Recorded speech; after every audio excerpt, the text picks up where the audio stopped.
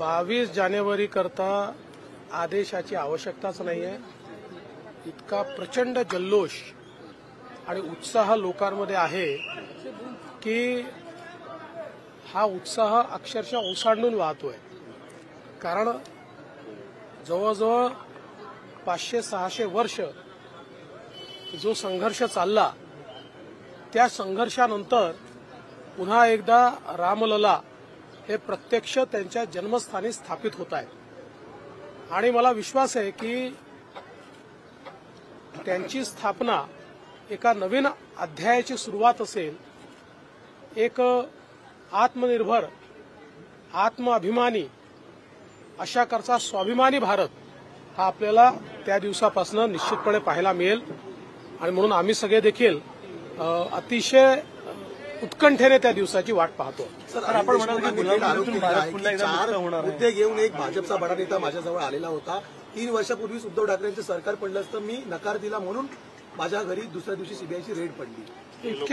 इतक्या उशिरा का सांगतायत ते? योग्य वेळी सांगायला पाहिजे होतं ना।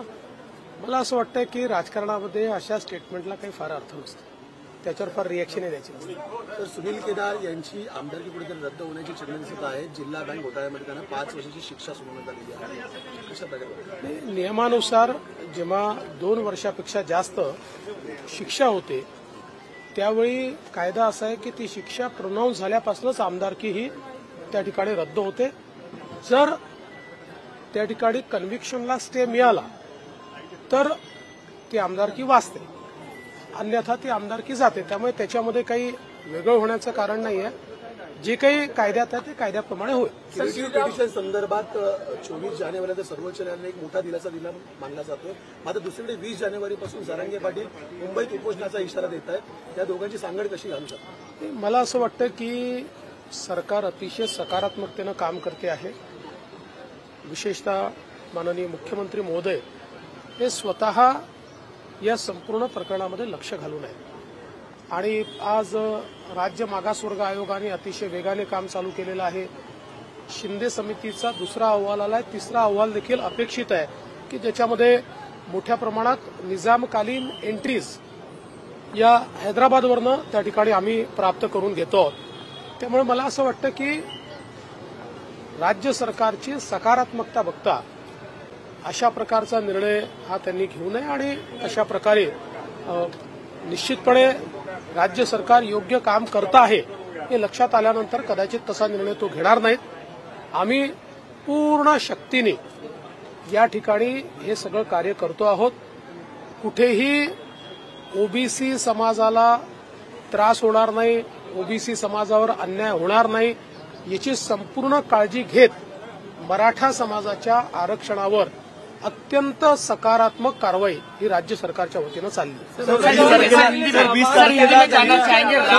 मुंबई में आंदोलन करने वाले सरकार को सीधी चुनौती हुई, जितने क्यों क्या 3 करोड़ लोग मुंबई में आने वाले हैं। ऐसे में कानून व्यवस्था का भी सवाल खड़ा होता है। आप क्या आह्वान करेंगे उनको, क्या वो रोकने का आह्वान करेंगे? देखिए, राज्य सरकार इस मामले में बहुत सकारात्मकता से काम कर रही है। जो राज्य पिछड़ा वर्ग आयोग है उसने बहुत तेजी से अपना कार्य शुरू किया है। एक बहुत एक्सटेंसिव सर्वे उसके माध्यम से हो रहा है। जो शिंदे कमेटी है उस कमेटी ने भी 2 रिपोर्ट दिए और 3रा रिपोर्ट हैदराबाद से सारे निजामकालीन डॉक्यूमेंट्स दस्तावेज प्राप्त करके वो देने वाले हैं।